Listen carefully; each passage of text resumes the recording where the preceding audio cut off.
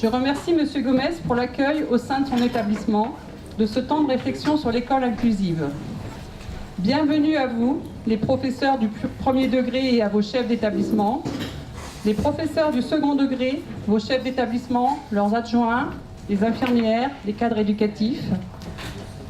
Bienvenue à vous, les enseignants spécialisés en réseau, les itinérants de nos établissements, les enseignants spécialisés et coordinateurs de dispositifs SECPA, Ulysse, écoles, collèges et lycées, mes collègues psychologues de l'éducation, d'autres itinérantes des établissements du département, les parents d'élèves qui ont pris le temps pour venir réfléchir avec nous sur ce sujet de l'école inclusive, les AVS, les permanentes de l'appel académique et au sein du service d'information et conseil aux familles, les témoins qui ont pris le temps d'enregistrer leurs messages, les facilitateurs pour l'organisation de cette matinée, et bien sûr, bienvenue à vous, Madame Poutou, notre grand témoin de la matinée, formatrice sur la pédagogie de l'école inclusive à l'ISFEC d'Île-de-France, déléguée à l'accompagnement d'équipes et d'enseignants dans le réseau Assomption France, et toujours en recherche, comme l'atteste son poste de rédactrice en chef du site www.versuneécoleinclusive.fr. Alors, un petit conseil. Ce matin, laissez-vous porter vers le pas de côté que nous vous amenons à faire dans ce voyage interplanétaire vers l'école inclusive. Même si ce que nous vous proposons vous paraît étrange, lancez-vous, osez, et nous arriverons peut-être ce matin, dans 1 an, dans 5 ans, à vivre une éducation inclusive. Pour ce voyage matinal, pensez à mettre vos portables en silencieux.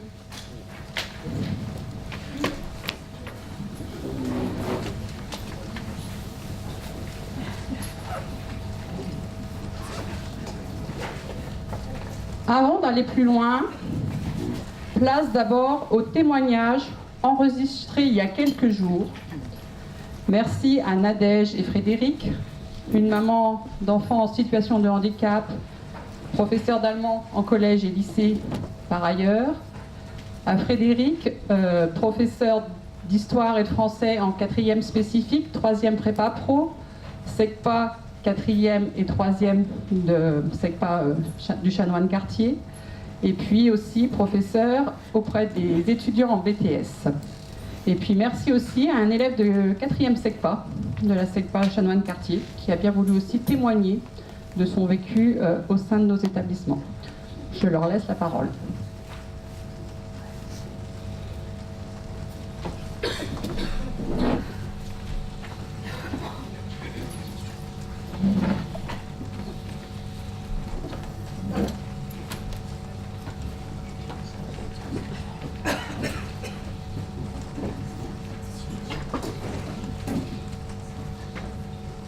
Nadège Delaunay, j'interviens ce matin pour vous parler de l'école inclusive et mon expérience de maman avec 2 enfants d'X fragiles, atteints d'X fragiles, qui ont une prise en charge différente. Frédéric Delors, j'interviens en 3e SECPA, en 4e spécifique préparation à la voie professionnelle et puis en BTS en apprentissage. Qu'est-ce qu'une inclusion réussie? Alors, pour moi, l'inclusion réussie, c'est vraiment une question de partenariat.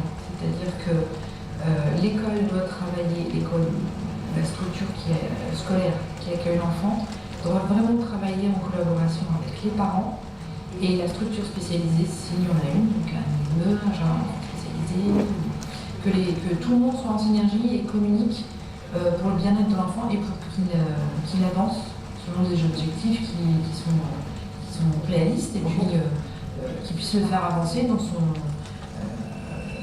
parcours de vie. Voilà. Et vraiment, s'il y a cette communication et cette synergie avec tous les partenaires, c'est vraiment là qu'on voit qu'il y a une avancée, que l'enfant avance réellement. Si vraiment il y en a un qui bloque, ça bloque tout le système. Il y a un moment où on voit que concrètement, vraiment, ça n'avance plus pour l'enfant et pour la famille. Et du coup, l'inclusion, tout le monde s'épuise en fait, dans quelque chose qui ne fonctionne pas, où tout le monde participe. Il faut vraiment que tout le monde soit renseigné.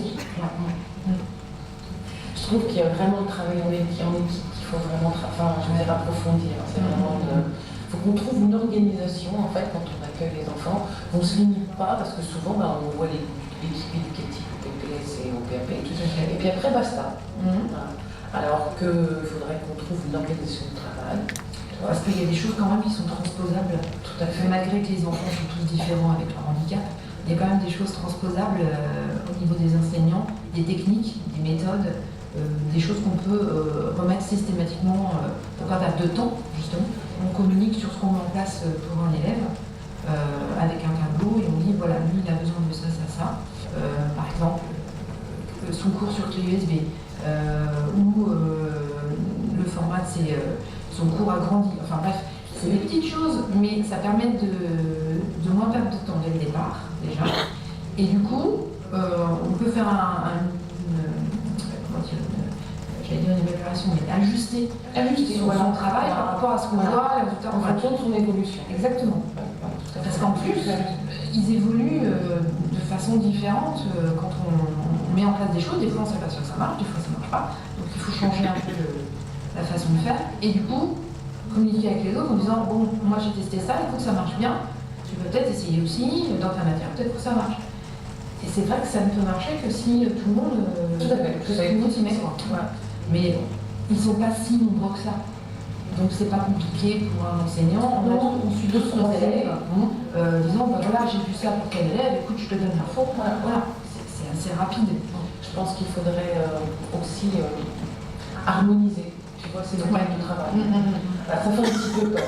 Souvent, ça fait un petit peu peur. On a l'impression peut-être qu'ils ont plus de travail à faire. En fait, pas du tout. Voilà, exactement. Ça simplifie. C'est une autre organisation du travail aussi. Un truc tout bête, hein, mais qui peut être très utile pour certains enseignants ou certains parents. Si l'enfant est pris en charge dans une unité spécialisée, à l'extérieur de l'école, qu'on ait le même cahier, le même document qui fasse le lien entre les trois. Oui, la famille, l'école et l'IME par exemple. Oui. Parce qu'au départ, quand on a, là cette année, lui il avait son cahier d'école, cahier de liaison, classique, et le cahier pour l'IME. Stupide, autant mettre tout sur le même, que tout le monde sache ce qui se passe. Voilà.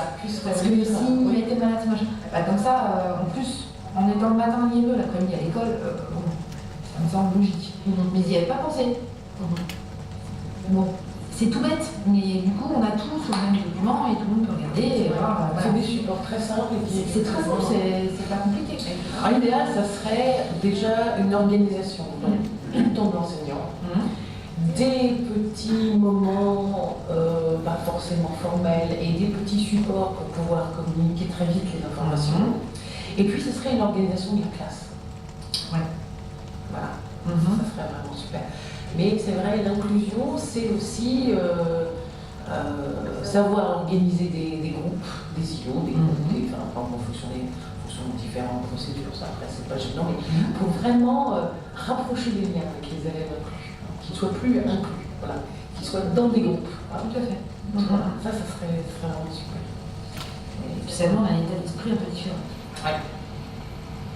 Et une question que je voulais te poser aussi, parce que la dernière réunion qu'on a faite sur notre SECPA Saint-Marceau-Saint-Paul, on s'est dit que bon, l'inclusion, emmener un élève dans une autre classe, il fallait qu'on travaille davantage. Alors, les objectifs, pourquoi je l'envoie scolairement, pour quelles raisons je vais le mettre dans cette classe relationnellement, socialement, et puis de vraiment être très clair sur les compétences qu'on désirait vraiment développer par le biais de l'inclusion. En tant qu'on se dit, mais pourquoi on le met à l'école en fait? Ce qui pourrait très bien toute la journée à l'IME, et puis voilà, personne ne se casse la tête. Sauf que l'objectif, c'est pas qu'il apprenne à lire ou à écrire pour l'instant. C'est pas ça. L'objectif, étant donné que c'est un enfant, alors c'est pareil, c'est des bons du handicap de l'enfant. Comme il copie beaucoup, comme beaucoup d'enfants handicapés, tout ce qu'il voit et qu'il apprend comme ça, comme beaucoup d'enfants d'ailleurs, il faudrait qu'il copie aussi des enfants neurotypiques. Et pas que des enfants handicapés. Donc, pour ça, il faut qu'ils côtoient.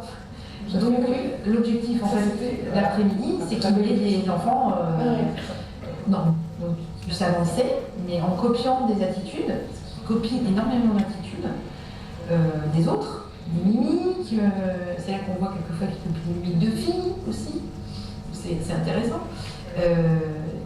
C'est comme ça qu'il apprend, qu'il avance. Et il développe des stratégies pour répondre à des questions par rapport à quelque chose qu'il a vu. Et donc ça, il le met en place, forcément. Tout ça, c'est bénéfique. Donc, premièrement, déjà, qu'il côtoie d'autres enfants. Bon, ça, c'est important. Et puis, préparer les autres enfants aussi. Parce que du coup, qu'il y ait une petite info, quelque chose. Parce qu'ils se posent des questions. Enfin, c'est comme un cheveu sur la soupe, là, quelqu'un qui arrive, comment ça se fait qu'il ne fait pas les mêmes choses que nous en même temps, pourquoi il a le droit de se lever et pas nous Oui, préparer cette différence. Ça me paraît évident. Non, je suis d'accord avec toi. Il faut que ça soit clair pour tout le monde aussi. Enfin, les autres élèves, ils ont le droit de savoir que oui, il y a quelqu'un de différent dans la classe et que du coup, on adapte. Comment il fonctionne. Voilà. Leur expliquer les choses, parce que sinon c'est beaucoup, ça fait partie du fantasme, ils inventent des trucs, tiens c'est contagieux, Préparer la classe. Préparer la classe, dans tous les sens du terme, d'ailleurs. Et du coup, ceux qui ont l'empathie, ils l'exercent. Il y a des petites filles qui, systématiquement, lui amenaient son étiquette le matin, pas seulement parce qu'il a des beaux yeux bleus, mais voilà, tiens oui, mets ton étiquette. C'est tout simple. Mais en même temps, c'est une synergie que je trouve complètement banale. Oui, vivre ensemble, c'est bien, c'est bien accepter Voilà. la différence de l'autre, c'est différente de moi, je suis différente de toi, et je dirais voilà, mais ça, tout le monde n'est pas préparé à ça. Moi, j'ai réagi en fait, justement, ça s'est passé juste avant les vacances, je ne sais plus pourquoi on parlait de ça, avec des élèves, et j'ai fait la comparaison de la situation en France, et toujours ça va mal, etc. C'est pas si dramatique que ça. Évidemment, au Québec, c'est beaucoup mieux, enfin, c'est toujours mieux ailleurs, certaines fois. Mais en Allemagne et au Japon, par exemple, parce que je connais un peu ces deux systèmes-là, les handicapés, on ne les voit pas du tout. Dans la rue, on ne les voit pas. Dans les écoles, on ne les voit pas. Ils sont vraiment peaufinés dans des... Ils sont comme nous, il y a 20 ou 30 ans, c'est-à-dire qu'ils sont dans des structures spécialisées. Ça commence tout juste à venir un tout petit peu en Allemagne, mais bon, on commence l'école un peu plus tard. Mais à partir de l'école primaire, on ne voit pas d'enfants handicapés. Donc je me dis, il y a quand même des trucs. Oui, donc au niveau du ensemble, je pensais qu'on est encore au Moyen-Âge. Ils sont où? C'est vrai que ça doit être un manque social. Au niveau du vivre ensemble, et pourtant, malgré tout, ils n'ont pas ce. Je pense qu'ils sont assez tolérants là-dessus, mais je ne vois pas du tout comment ils sont acceptés dans le système. Oui, c'est pareil. Non, je pense qu'ils doivent vraiment vivre. Ils vivent vraiment en structure séparée, ils sont en structure spécialisée. Parce que, aussi parce que les enseignants ne sont pas formés pour. Vraiment pas. Je veux dire, là, pour le coup, il n'y a rien du tout. Donc, je me dis qu'après tout, on n'est pas. C'est vrai qu'on a toujours tendance à râler. L'idéal, au final, ça serait vraiment que l'élève puisse faire tout son parcours. Chaque ton oui, il puisse avancer comme ça à son rythme, au maximum sur des classes en fonction de son âge, ses centres d'intérêt, j'imagine, ses envies. En même temps, il faut aussi, et c'est pour ça que le partenariat est important, qu'il n'y ait pas de déni non plus de la famille, pour dire qu'on ne pousse pas à tout va non plus vers l'inclusion au maximum si, pour le bien-être des enfants, ça n'apporte plus grand-chose. Il va arriver un stade où l'inclusion, ça n'apportera plus grand-chose à mon fils. Il ne faut pas que ça soit un pis-aller, comme ça il n'y a pas de place en structure, donc il faut le laisser dans le système en inclusion. C'est pas ça qu'on a besoin. L'inclusion, c'est vraiment une réponse à des besoins de la famille. Tout à fait. Les deux ensemble, c'est quand même le mieux. Oui, notre priorité à nous, enseignants, ça serait déjà de continuer, si tu veux, à être vraiment dans la véritable écoute du parent, enfin des parents et de la famille et des enfants. Et avoir des personnes spécialisées pour le soutien. Simplement avoir besoin, quand on a besoin d'un conseil, parce qu'on n'est pas. Quand on est parent d'un enfant handicapé, on devient éducateur spécialisé. C'est-à-dire qu'on est obligé de se former soi-même aussi, sinon c'est pas possible. Donc, c'est d'avoir du soutien externe pour dire voilà, attention, peut-être que c'est peut-être pas trop ça qu'il faudrait que vous fassiez, etc. Vraiment un suivi quand on est admis dans un système comme jardin d'enfants spécialisé ou l'IME, on l'a suivi. Et donc il y a un échange entre les professionnels et l'IME. Le problème, c'est quand on n'est pas dans la structure, c'est ça. À qui on s'adresse? Les parents sont quand même très isolés. Donc du coup, il n'y a que l'école. L'éducation nationale fait ce qu'elle peut, mais il y a un truc qui manque.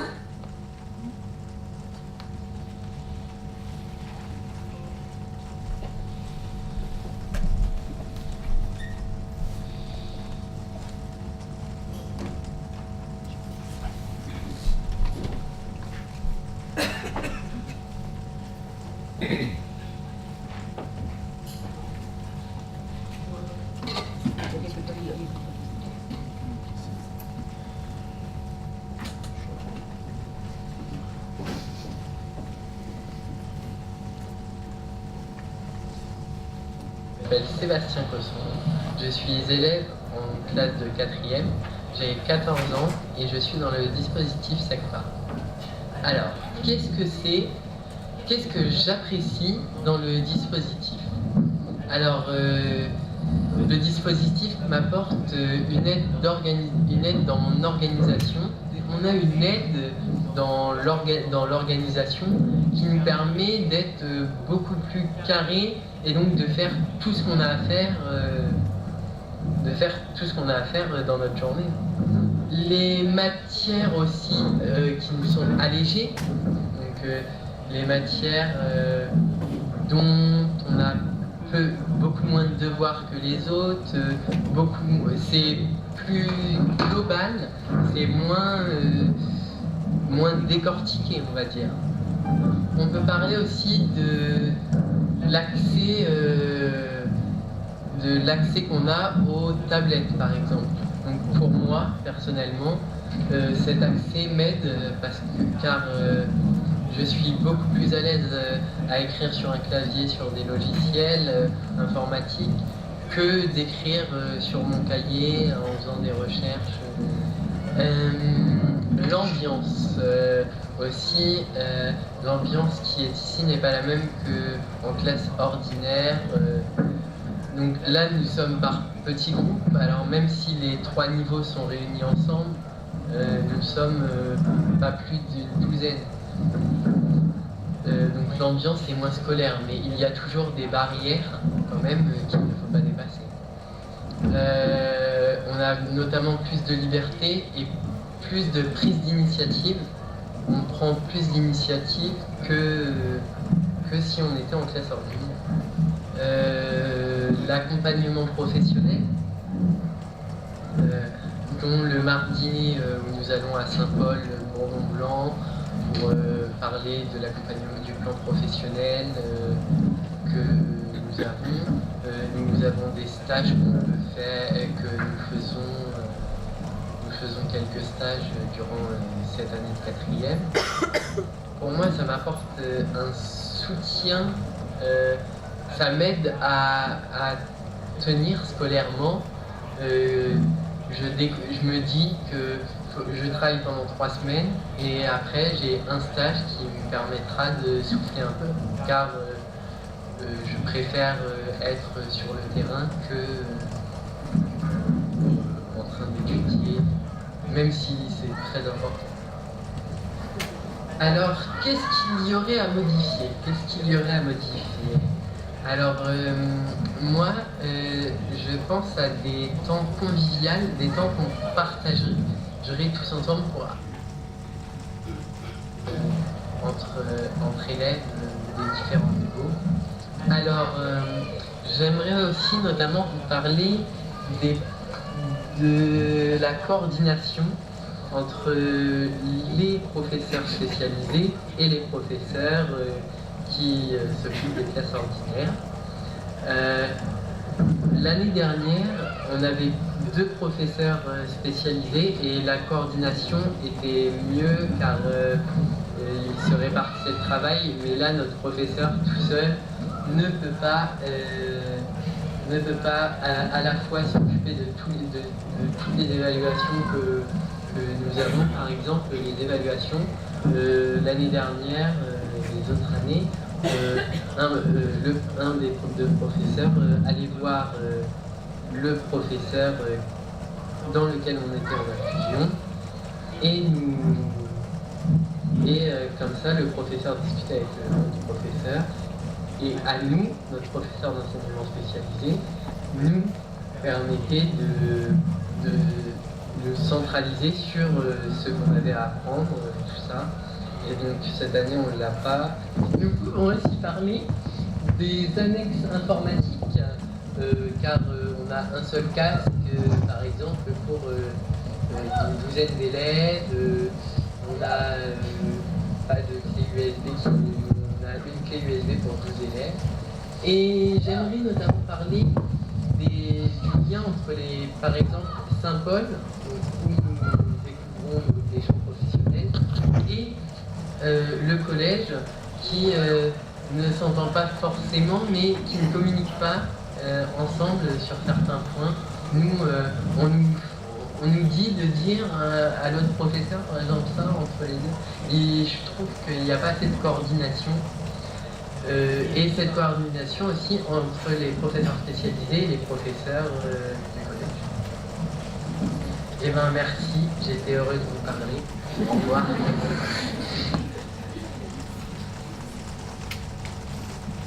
Merci à lui. Avant de passer la parole à Véronique Poutou, revenir un petit peu pourquoi on vous a proposé ce temps de réflexion. On va vers... alors on parlait au tout début d'états généraux de l'enseignement spécialisé et j'avais eu une autre des intervenantes de ce matin à Bourges qui me disait mais on ne parle plus d'enseignement spécialisé, on parle d'école inclusive. Donc voilà, Véronique a réagi de la même façon. Donc on va vers une école qui se veut de plus en plus inclusive, pour un élan à faire vivre, donc c'est ce qu'on veut commencer ce matin, pour un parcours possible pour chaque élève, ce qui a été dit dans un des témoignages, et par une responsabilité en partage, parce que bien sûr on est sur le temps du réenchantement et de la responsabilité en partage.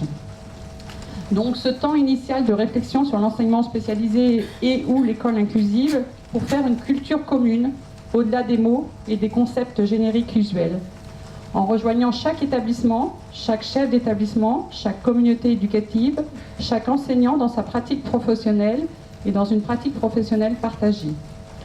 Par la présentation post-états généraux par le COPIL, donc le groupe qui a préparé toute cette animation de ce matin, au comité interdiocésain de l'enseignement catholique en Berry-Loiret, des orientations stratégiques dans le domaine de l'enseignement spécialisé, avec une mise en œuvre pluriannuelle.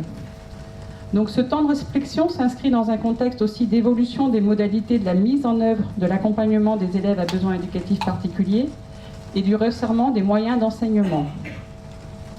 Donc ce temps de réflexion que M. Bonnet nous propose est aussi mis en place par la nécessité d'interroger la proposition actuelle des dispositifs et de faire peut-être évoluer dans l'avenir la carte des dispositifs dans l'interdiocèse. Enfin, ce temps de réflexion nous est proposé dans une dynamique interdiocésaine cherchant à promouvoir la mise en réseau des établissements avec une volonté de prospective dans un cadre référé à la démarche du réenchantement. Nous avons voulu aussi, au sein du COPIL, vous proposer un dispositif d'animation interactif pour que ce temps de réflexion ne soit pas une journée pédagogique avec des informations descendantes, mais bien un temps d'échange, de partage de notre responsabilité sur ce sujet d'actualité dans l'école. Donc tout à l'heure, après l'intervention de Véronique, je vous expliquerai un petit peu comment on va mettre en place cette dynamique ce matin. Donc, vous voyez ici, on est à peu près 130 ce matin. On ne pouvait pas accueillir tout le monde dans un même lieu dans l'interdiocèse. Donc on a choisi de proposer une même date sur 3 sites, Châteauroux, Bourges et Orléans, avec 3 grands témoins et une problématique partagée pour des réponses à construire ensemble dans l'interdiocèse. Donc les 3 témoins que nous avons sollicités, pour Bourges, Bénédicte Dubois, qui travaille avec Véronique Poutou sur l'école inclusive et qui est aussi de l'ISFEC ou l'IFP de Lille. Pierre-François Gachet, qui est le DAZEN de l'Indre à Châteauroux, et donc Véronique qui va nous accompagner ce matin. Donc je vais laisser la parole à Véronique, qui va nous parler par un éclairage anthropologique, philosophique, institutionnel, sociétal, sur la scolarisation des élèves à besoins éducatifs particuliers, elle a le choix. Et peut-être aussi nous parler de l'AIS, qui existait il y a très très longtemps, à l'éducation inclusive, les grands enjeux. Quand nous parlons d'école inclusive, de quoi parlons-nous? C'est bon ici? Vous m'entendez là? Voilà. Donc le temps que chers collègues me mettent mon diaporama, d'abord je remercie la direction diocésaine du Loiret de me faire confiance. Et puis je suis heureuse de venir travailler avec vous puisque on vous a dit, je suis déléguée à l'accompagnement des chefs d'établissement et des équipes de direction du réseau Assomption. Et évidemment, sur Orléans, nous avons une école avec laquelle je travaille régulièrement. Voilà. Donc, je suis d'autant plus contente de mettre ces compétences autour de l'éducation inclusive au service de l'ensemble de votre territoire. Alors, oui, l'enseignement spécialisé, c'est vraiment il y a très très très très longtemps. On a parlé de l'AIS, adaptation, intégration scolaire, pour parler aujourd'hui d'éducation inclusive, et pour que ce mot inclusion, finalement, se répande un petit peu d'une manière très importante. D'ailleurs, j'observe qu'on l'emploie dans d'autres contextes que l'école, et que c'est un mot actuellement qui se répand un petit peu dans de nombreuses situations. Hein. Donc ça, c'est intéressant de regarder les mots, parce qu'en fait, on va voir qu'avec ce chantier de l'éducation inclusive et de l'école inclusive, c'est toute une sémantique, c'est-à-dire il y a des nouveaux mots et des nouveaux concepts qui sont arrivés. Alors, finalement, quelles ont été ces évolutions? Quels sont les concepts et quels sont les enjeux actuels? Si Marie-Agnès vous a proposé un voyage interplanétaire, et si vous représentez les planètes, et si on file la métaphore du Petit Prince, c'est effectivement une invitation à créer, à innover. L'école inclusive, c'est l'école qui va permettre de changer radicalement cette école. Cette école, il ne faut pas oublier qu'on est héritier d'une tradition ancienne, à la fois chez les frères des écoles chrétiennes, c'est-à-dire que notre système d'organisation des classes remonte à Saint Jean-Baptiste de la Salle, et que cette histoire de classe d'âge remonte à ça. Et qu'on a beaucoup de mal à faire évoluer ce principe de classe d'âge. Or, on a de plus en plus d'enfants qui bousculent ce principe de classe d'âge, pour X raisons. Donc c'est étonnant. C'est étonnant. C'est-à-dire qu'on maintient une école du XXIe siècle, beaucoup de difficultés à penser une école du XXIe siècle. Alors je vais développer tout ça. Marie-Agnès vous a dit aussi que donc j'étais rédactrice en chef d'un site qui s'appelle Vers une école inclusive, donc que je vous invite à aller voir après, hein, bien sûr. Ce site date de 2004. Nous sommes en 2018, donc 14 ans. Et donc vous voyez, en 2004, on l'appelait Vers une école inclusive. Donc, vous voyez comment ça chemine finalement, hein, comment dans le temps les choses avancent. Donc on va d'abord faire un petit voyage dans le temps pour se resituer et comprendre finalement pourquoi les situations que nous vivons aujourd'hui sont parfois un peu compliquées et vers quoi on pourrait aller, quelles seraient ces perspectives. Voilà, donc on a eu plusieurs termes. Enseignement spécialisé, disons que dans les années 90, c'est le terme employé qui désigne à la fois dans l'école, que je vais dire ordinaire, tout ce qui va concerner les postes d'enseignement spécialisé, mais qui concerne aussi tous les établissements spécialisés. Et il faut savoir que la France a été finalement pas si mal dotée d'établissements spécialisés, à la demande des associations de parents d'élèves, qui, après la guerre, dans les années 50, ont souhaité pour leur enfant qu'ils bénéficient d'une éducation. Et à l'époque, ces parents, ils pensaient que pour leur enfant, il fallait des lieux à part. Voilà, cette idée de lieu à part, de lieu privilégié, c'est une idée qui nous poursuit. Et souvent, on va entendre dans les écoles, mais quand même, il n'a pas sa place ici, cet enfant. Il serait mieux ailleurs. Sauf qu'en fait, il n'y a plus trop d'ailleurs. Voilà, parce qu'on a un problème effectivement de place. Hein. Et puis que surtout, on va voir qu'il y a eu une remise en cause de ce principe-là par les parents eux-mêmes. C'est-à-dire que ces parents qui, dans les années 50, demandaient, se sont battus, ont construit, ont fait tout ce qu'ils pouvaient pour avoir des établissements spécialisés, dans les années 80-90, vont remettre en cause cette idée-là et vont dire finalement, si on met nos enfants dans des lieux à part, ils ne feront jamais partie de la société. Je vais prendre un exemple tout simple. Vous imaginez qu'on met ensemble, dans ces années-là, et on continue quand même à le faire, même si on essaye de trouver d'autres modalités, des enfants avec des problématiques de comportement, on les met tous ensemble. Comment voulez-vous qu'ils aillent bien? C'est tout bête ce que je suis en train de dire, c'est du bon sens. Il n'y a pas d'idéologie. Voilà, on a fonctionné comme ça. Et quand moi je repose cette question, je me dis, mais bon, quand même, un enfant qui a un problème de comportement, si vous le mettez avec d'autres enfants qui ont des problèmes de comportement, qu'est-ce qu'il va faire? Il va continuer d'aller de plus en plus mal. Et c'est ce que nous dit la maman, elle dit, hein, si mon enfant va avec les autres, qu'est-ce qu'il va faire? Par imitation, il adopte d'autres gestes, d'autres stratégies, d'autres postures. Voilà.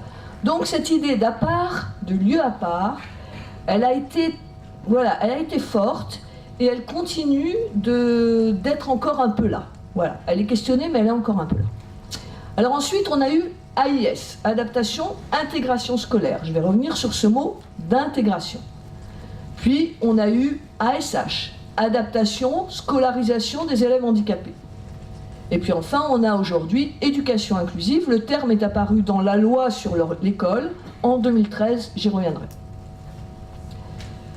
Alors, finalement, cette question des enfants différents, et vous voyez que pour le moment, on n'a parlé que de situation de handicap, on reviendra sur une notion plus large, qui est celle finalement d'enfants qui, à un moment ou à un autre de leur scolarité, vont avoir des besoins d'aide. J'y reviendrai. Alors comment, dans l'humanité, historiquement et anthropologiquement, on s'est préoccupé de cette question des enfants différents et de leur éducation? Il y a très longtemps, c'est-à-dire ça remonte chez les Grecs, qu'est-ce qu'on faisait? On exposait les enfants qui naissaient difformes. C'est-à-dire on allait les mettre dans la montagne, dans la nature. Puis s'ils vivaient, tant mieux. S'ils ne vivaient pas, c'était vraiment que c'était un signe des dieux. C'est l'histoire d'Œdipe. Œdipe naît pied beau.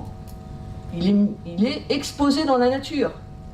Il va être adopté par des parents, puis la prophétie va dire qu'il va tuer son père et coucher avec sa mère. Du coup, il s'enfuit, et s'enfuyant, il va retomber chez sa vraie famille. Voilà.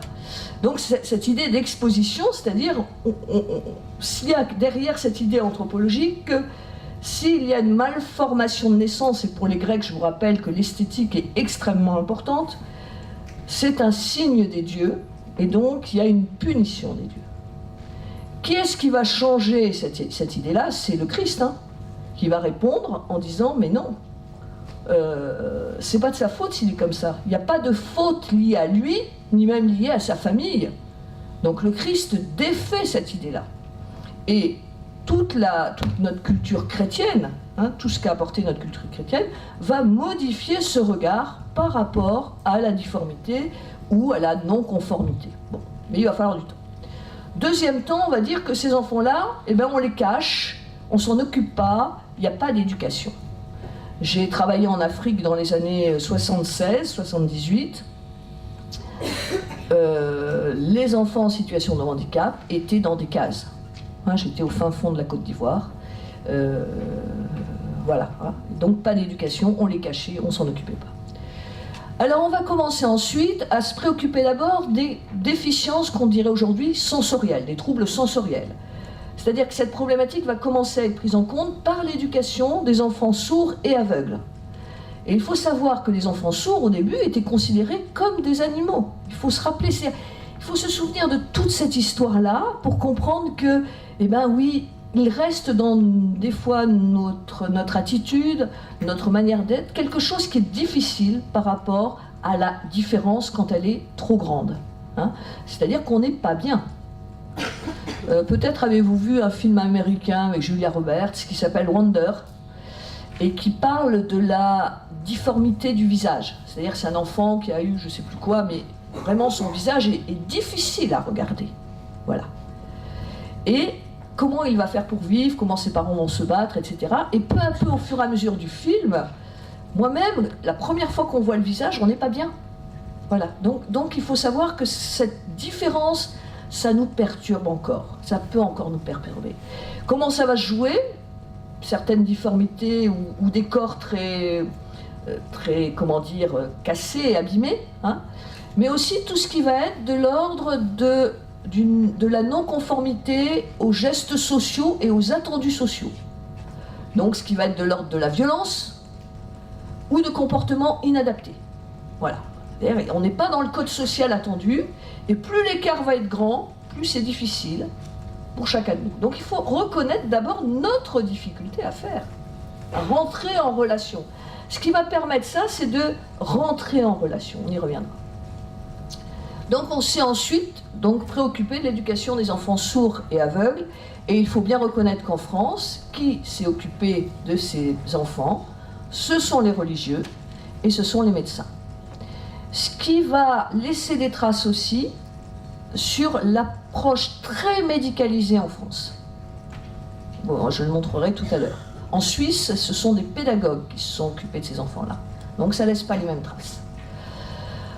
Alors, voilà, en succédant, on va créer des lieux à part, hein, des lieux séparés pour cette éducation. Et puis, dans les années 80, on va commencer à parler d'intégration. C'est-à-dire que des parents vont dire, mais nos enfants, on voudrait qu'ils soient à l'école, est-ce que vous pouvez les intégrer? Qu'est-ce que ça veut dire? J'y reviendrai, c'est que c'est à l'enfant de s'adapter à l'école et pas à l'école de s'adapter à l'enfant. Et d'ailleurs, les premiers textes sur les ancêtres des ULIS, les UPI, Unités pédagogiques d'intégration, disaient on acceptera ces enfants au collège si leur comportement, enfin voilà, on posait des conditions, hein, pour les scolariser à l'intérieur du collège. Et puis enfin, on a parlé d'inclusion, et on pourrait dire que le grand changement avec l'inclusion, c'est la question de c'est à l'école de prendre en compte tous ces enfants et de s'adapter à ces enfants. Évidemment, ça pose d'énormes questions. Et je vous dis que le site date de 2004, on va aller un petit peu plus loin dans l'histoire. Loi de 2005 très très importante, donc on est à 15 ans de pratique finalement d'un grand changement radical qui a eu des effets. La loi de 2005, vous savez, notre pays vote beaucoup de lois, hein, de plus en plus complexes. Cette loi de 2005, elle a la particularité d'avoir, dans l'année qui a suivi, eu plus de 100 décrets d'application. Ça s'est pratiquement jamais vu dans une histoire législative. Et ces 100 décrets d'application ont fait qu'il y a depuis 2005 beaucoup de choses qui se sont mises en place. Et je suis sûre que dans tous vos établissements, vous débarquez pas, hein. C'est-à-dire que oui, vous avez tous des élèves qui ont des besoins particuliers, c'est le terme qu'on emploie aujourd'hui, on y reviendra, qu'ils soient reconnus en situation de handicap ou qu'ils simplement ils aient des besoins particuliers, hein. Voilà, donc ça aussi il faudra revenir sur cette notion. Alors, qu'est-ce qui a évolué justement ces dernières années? Je situe finalement depuis 2005, c'est un bon repère. Qu'est-ce qui a évolué? Je dirais les représentations sur le handicap. C'est-à-dire comment on regarde le handicap. Et d'ailleurs, vous voyez qu'au niveau du langage, on va dire élève en situation de handicap, on va dire élève BEP, on va dire, alors attention, on va dire les BEP. C'est une nouvelle catégorie, les BEP. Non mais, non. Non. Des enfants qui ont des besoins particuliers, s'il vous plaît. Mais c'est pas ici que ça se dit comme ça, c'est dans d'autres lieux. Donc le regard, il a changé parce que d'abord on va voir qu'on a des connaissances qui nous ont permis de mieux comprendre ce qui se passait, hein. Qu'est-ce qui a évolué beaucoup? Juste une minute là sur l'évolution de la représentation du regard. C'est aussi dans notre société, c'est-à-dire qu'il faut bien situer que l'école inclusive, elle ne peut fonctionner que dans une société inclusive. Et là, on a un peu mal parce que cette société inclusive, ça demanderait qu'il y ait un vrai projet de société inclusive. Voilà. Donc on demande à l'école des choses que la société ne fait pas toujours. Mais quand même, quand vous regardez les séries télévisées dans lesquelles on voit jouer des personnes en situation de handicap. Regardez tout ce qui s'est développé autour de l'accessibilité, même si bien sûr du côté des personnes en situation de handicap on dit c'est jamais assez, et bien sûr je le comprends, mais en même temps il y a eu beaucoup d'évolutions.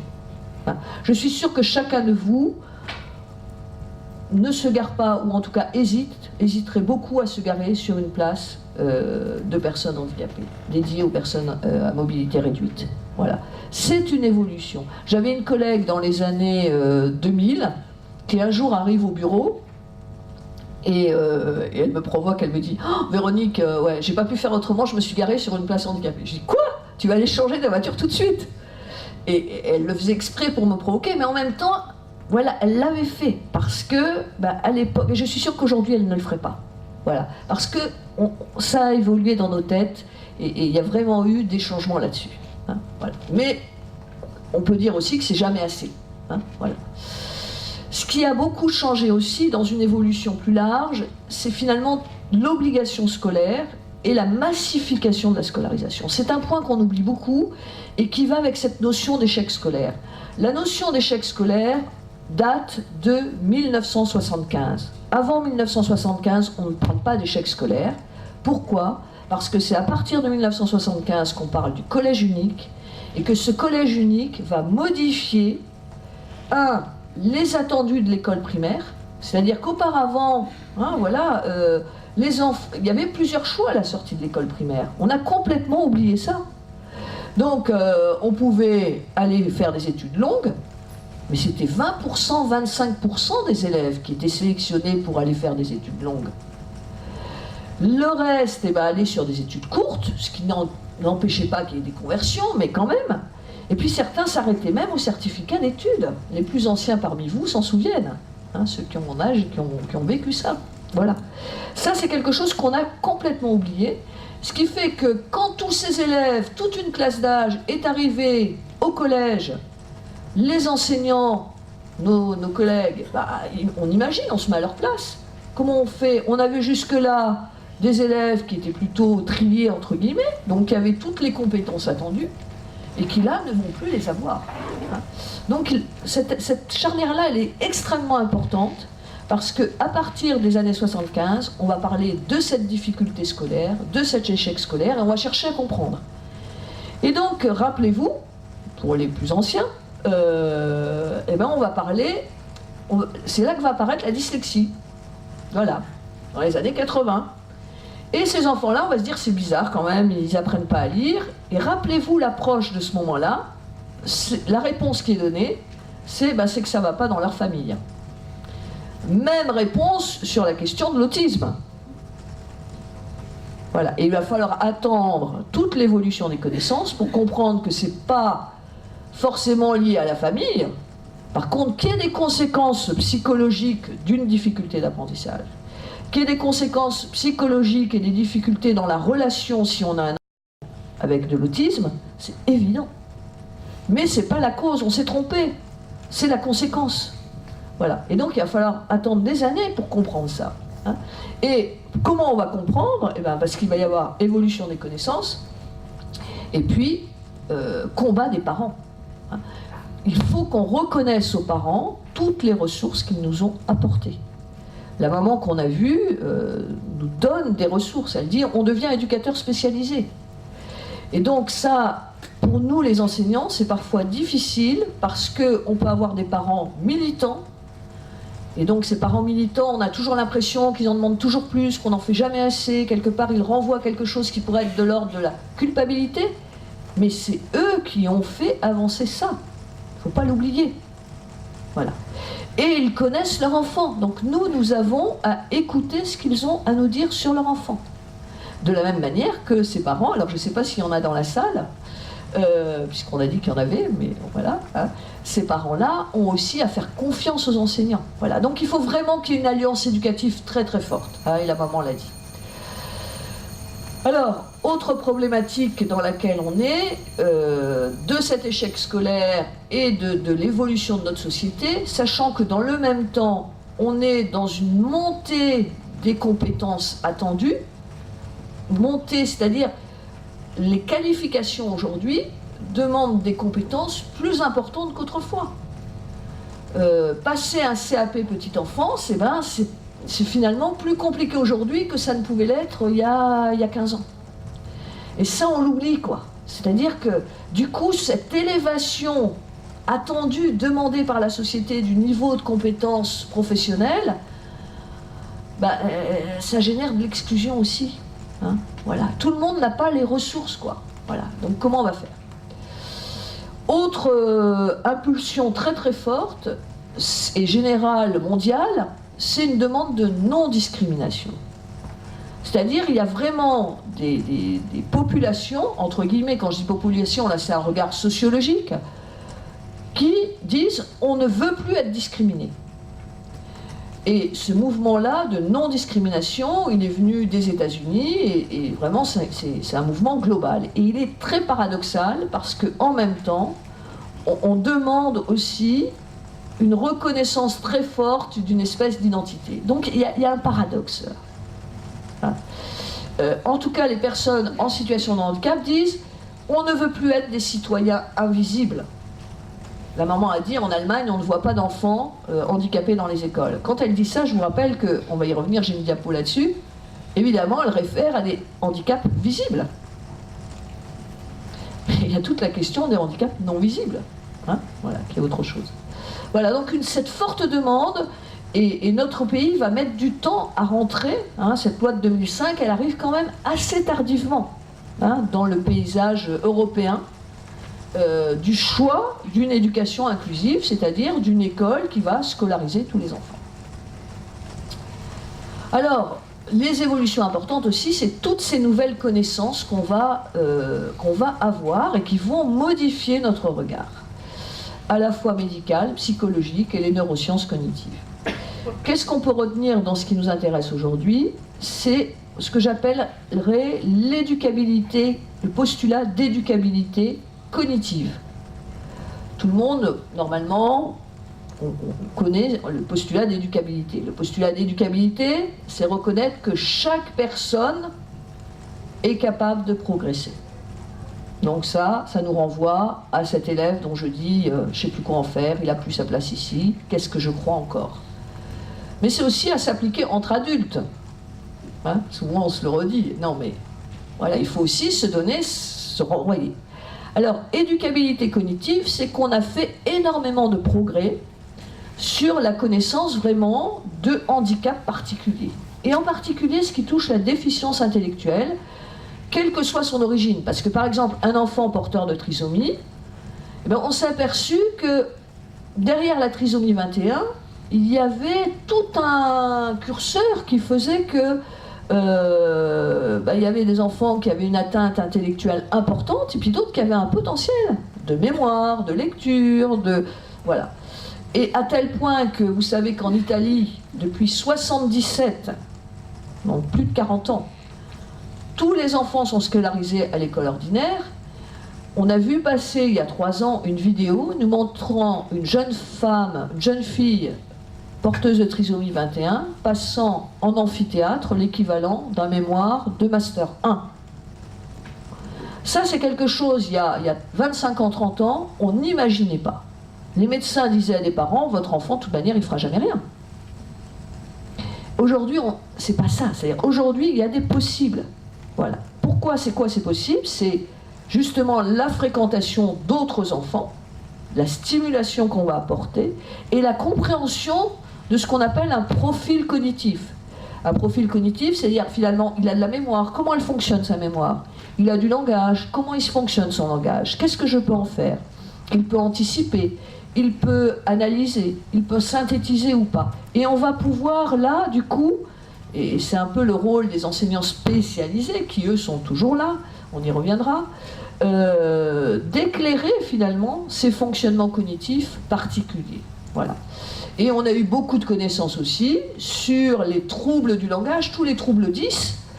Tout d'un coup, on a compris que c'était le cerveau qui ne fonctionnait pas de la même manière. Mais cette idée-là, il va falloir qu'on l'amène encore plus loin, parce que ça amène l'idée de limitation.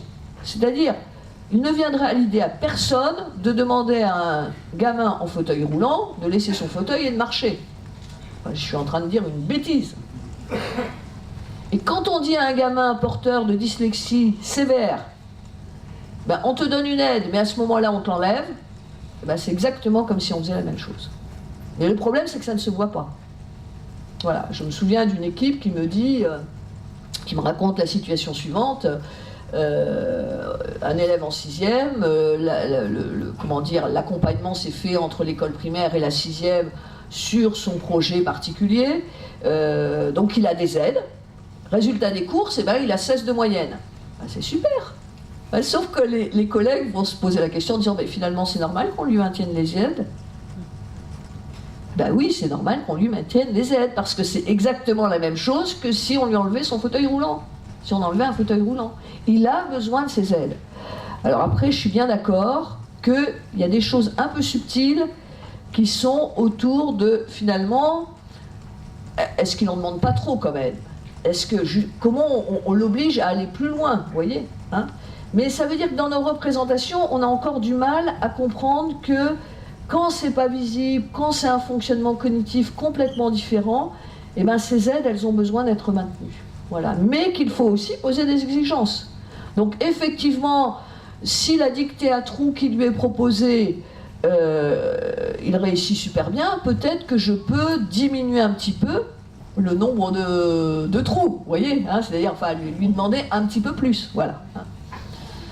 Voilà, donc ces nouvelles connaissances, elles nous ont emmené vraiment à une autre compréhension, et sans doute qu'on n'a pas fini, enfin c'est pas sans doute, c'est sûr, on n'a pas fini encore d'explorer toute cette plasticité cérébrale qui fait que, et Vygotsky le disait déjà, mais je n'ai pas le temps de rentrer là-dedans, qui fait qu'en fait, il y a des compensations. Vous vous êtes peut-être étonnés, les collègues du second degré. Est-ce que vous pouvez lever le doigt que je me rende compte? Collègues du second degré? Voilà. Vous êtes peut-être étonnés parfois qu'on fasse des diagnostics d'enfants sur des troubles dyslexiques en 4e. Voilà. Et en disant, mais qu'ont fait les collègues du premier degré? Gentiment, bien sûr. Et en fait, les collègues du premier degré, elles ont fait leur boulot. Mais c'est parce que le gamin, il compense. C'est la plasticité cérébrale, c'est-à-dire qu'il trouve d'autres modalités, ce qui lui demande dans sa tête énormément d'énergie. Hein. Et arrivé en 4e, eh bien, on le sait très bien, il y a un palier qui se produit en termes d'abstraction, de quantité de connaissances à avoir, d'automatisme à utiliser. Et là, ça devient juste, quoi. Et du coup, on retrouve un gamin qui jusque-là, il s'en est sorti 11, 12, 12, 13, vous voyez, bon, ça n'a pas été forcément dramatique, qui en 4e va un peu s'effondrer, et du coup, on va faire un diagnostic à ce moment-là. Voilà. Donc c'est ce processus de compensation qui est extrêmement important et qui est invisible. Nous, on ne le voit pas, évidemment. Parce que notre problème en tant qu'enseignant, c'est qu'on n'a pas de moyen de voir ce qui se passe dans la boîte noire de chacun de nos élèves, c'est-à-dire dans leur crâne.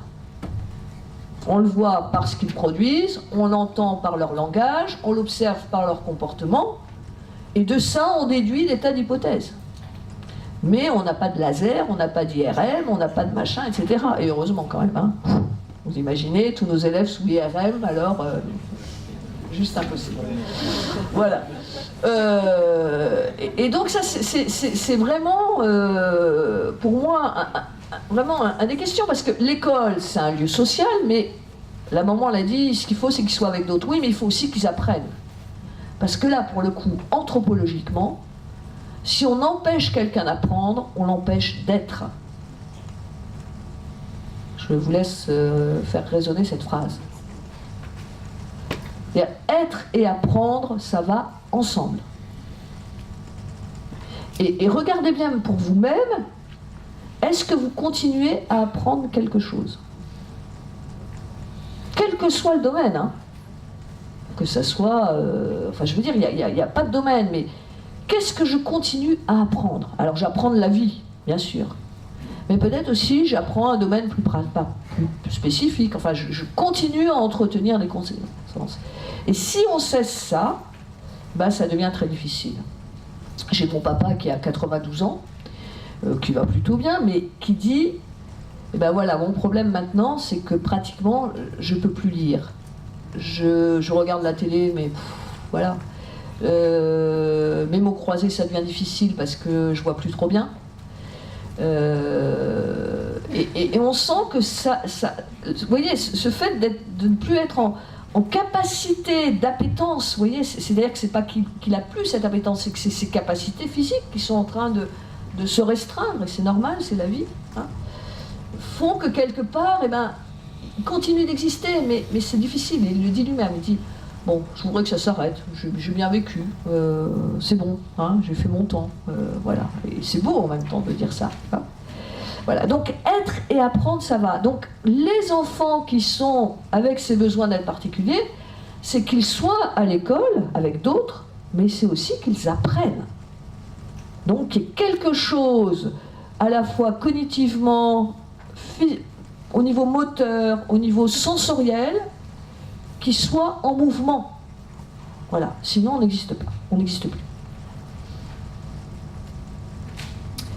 Et enfin, dans ces évolutions, eh ben, on voit quand même, je suis partie un peu négativement en disant, ben, finalement, on est au XXIe siècle, mais est-ce qu'on a une école du XXIe siècle? Alors, et oui, il y a cette question quand même de nouveaux formats pédagogiques qui commencent, enfin voilà, je suis sûre que dans vos expériences, et j'en ai vu à l'école que je connais un peu sur le territoire, il y a des nouveaux formats, c'est-à-dire des nouvelles manières de faire la classe. Et vous voyez que ce matin, vous avez une organisation. Pour le moment, ben oui, je suis en train de parler, je fais un peu une conférence, je dis des choses, on m'a fait venir pour ça, on m'a appelé grand témoin. Et témoin d'une expérience professionnelle au service de l'école inclusive, hein, quels que soient les lieux où j'ai travaillé. Donc, voilà, c'est un nouveau format pédagogique, vous n'êtes pas dans un amphi. Parce qu'on va vous demander quelque chose après qui va modifier votre relation et qui va créer de l'interaction. Alors ça ne veut pas dire que toutes les classes doivent être organisées, c'est beaucoup plus compliqué, c'est toute la question de la différenciation pédagogique, c'est toute la question des modularités, c'est toute la question des formats classe d'âge. Quand on voit dans une famille ce qui se joue entre les petits et les grands, si on a 2, 3 enfants, 3, 4, voire plus, moi je viens d'une famille nombreuse, tout ce qui se joue dans l'apprentissage entre les petits et les grands, hein, c'est énorme. J'ai suivi une expérimentation qui était un regroupement de CP, CM1. Vous allez me dire, vous marchez sur la tête, Madame Poutou. Mais non, c'était très très intéressant. Pourquoi? Parce que les CM1 eh ben, pouvaient aider les CP, et voilà, il se passait quelque chose de très intéressant. Hein, voilà. Donc on va être appelé à d'autres choses, et la réforme du lycée, par exemple, quel choix on fait sur la réforme du lycée? Bon, c'est très compliqué, je ne vais pas m'embarquer là-dedans, mais il y a une possibilité quand même donnée de faire des regroupements à certains moments en fonction de compétences, de niveau de compétences, de besoins. Voilà. Donc il va falloir penser ces nouveaux formats pédagogiques. Donc dans ce qui a été beaucoup médiatisé, on a parlé de la classe inversée. Ça change quand même le questionnement, l'apport des outils numériques qui modifient, les fonctionnements de classes en îlot et toute la pédagogie de la coopération, j'y reviendrai aussi. Alors là, je vais aller assez vite parce qu'on en a parlé. Voilà, ce passage de l'intégration à l'inclusion, hein, la loi de 75 parlait d'éducation obligatoire, la loi de 2005 parle de scolarisation obligatoire. Et ça, c'est une grande différence, tout en sachant qu'on n'a quand même pas défini ce qu'on entendait par scolarisation. Voilà, donc si on avait eu plus de temps, je rentrerai dans les détails. Et puis ce terme d'inclusion qui arrive, hein, et avec 2 textes très récents qui nous font aller plus loin. Donc le terme d'inclusion et de besoins éducatifs particuliers, c'est 2002, on a une circulaire à l'époque de l'adaptation-intégration scolaire qui apporte ces termes de besoins éducatifs particuliers, et on verra que ça date d'une déclaration internationale plus ancienne. J'irai assez vite aussi. Il y a un texte très important qui est la circulaire qui régit les ULIS en 2015. Jusqu'en 2015, on a d'un côté les classes ULIS, et on parle de classes, et dans les collèges et les lycées, on parle de dispositifs ULIS. Et en 2015, on se dit quand même, c'est un peu bizarre notre truc, hein. Donc on va harmoniser, on va appeler tout le monde dispositif. Et puis on va beaucoup plus loin dans cette circulaire, puisqu'on dit les élèves des dispositifs qui bénéficient d'un dispositif ULIS sont inscrits dans une classe de référence. Donc ce qu'a dit la maman et l'enseignante sur l'inclusion, il y a quelque chose qui depuis 2015 a changé. Jusqu'à avant 2015, l'enfant est en ULIS et il va aller en inclusion dans les classes. Au passage, quand même, et on est en train sur le site de faire une grande enquête, mais qui est très longue à traiter parce qu'on a eu bien plus de réponses que ce qu'on pensait. On a eu 140 réponses sur un questionnaire plutôt qualitatif, donc bon, mais c'est très intéressant. Donc avant 2015, l'enfant est dans le dispositif ULIS et de temps en temps, en fonction de son projet, et c'est intéressant, on va lui proposer d'aller dans une classe. Au passage, c'est les enfants les plus en difficulté, les plus fragiles, à qui on demande une gymnastique qu'on ne demande pas aux autres, hein, mais bon. Avec tous les emplois, toute la complexité des emplois du temps d'ULIS, entre les prises en charge orthophoniques, psychomotriciens, etc., etc. Hein. Voilà, et donc, 2015, on vous dit, c'est plus la même chose. L'enfant, il est dans la classe, de son âge, ou peut-être un peu en dessous, et on va lui proposer d'aller autant que de besoin dans le dispositif. Et ça change complètement la donne. Hein. C'est-à-dire qu'on ne peut pas dire à un enseignant d'ULIS, tes enfants d'ULIS. Non. C'est Mathieu qui est dans ma classe qui bénéficie à certains moments du dispositif ULIS. Donc ça veut dire, quand on évoquait en entrée la responsabilité partagée, et ça on le dit depuis longtemps, mais c'est complètement réaffirmé en 2015, nous sommes tous responsables, à la fois des élèves qui bénéficient du dispositif ULIS, mais aussi de tous les autres. Voilà. Ce qui pose des questions, par exemple, dans la relation aux parents. Qui reçoit les parents, hein? Et donc ça modifie un petit peu la posture des enseignants spécialisés de ces dispositifs ULIS. Et alors c'est très amusant dans le témoignage du jeune, là j'ai pas retenu son prénom, je ne sais pas s'il l'a dit d'ailleurs, il dit dispositif SECPA. Or la circulaire sur les SECPA est complètement paradoxale, puisqu'elle parle d'une structure favorisant l'inclusion scolaire. Donc vous voyez, tout ça c'est en train de se caler, hein, j'y reviendrai. Mais c'est pour vous montrer aussi les contradictions que vous pouvez percevoir, et ce qui est compliqué pour vous dans cette évolution finalement. Hein.